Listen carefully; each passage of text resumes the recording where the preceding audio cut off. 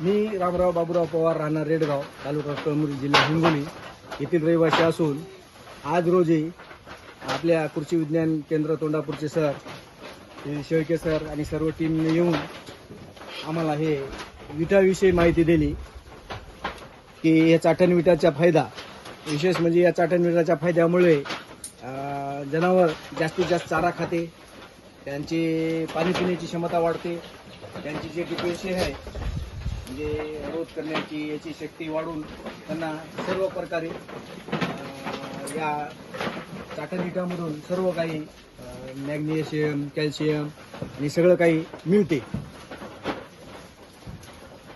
करडामध्ये चाटण विटाचा फायदा कसा झाला तुम्हाला? करडामध्ये चाटण विटाचा फायदा म्हणजे करडू विल्यानंतर एक 15 ते 20 दिवसाच्या नंतर ते माती खाते.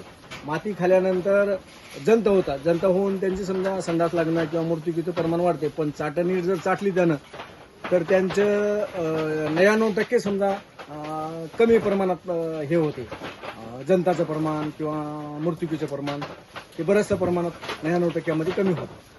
करडामध्ये वजनाचा काही फायदा झाला का तुम्हाला? वजनामध्ये सुद्धा फायदा होते, कारण याच्यामुळं चाऱ्याचं प्रमाण वाढते, चारा खाण्याची कॅपॅसिटी त्यांची वाढते, पाणी पिण्याची सुद्धा वाढते, त्याच्यामुळं आपोआपच वजनामध्ये फरक पडते.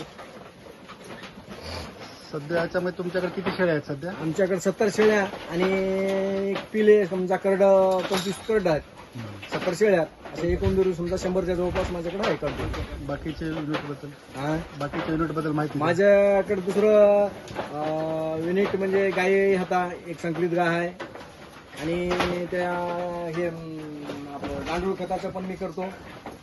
गांडूळ खताचं युनिट आहे, वर्मीवास आहे आणि विशेष म्हणजे उस्मानाबादी बोकड आहे माझ्याकडे प्युअरमध्ये. आजोल्याचं एक युनिट आहे. असं एकंदरीत मी सर्व जास्तीत जास्त सेंद्रिय शेतीवर माझं धैर्य आहे.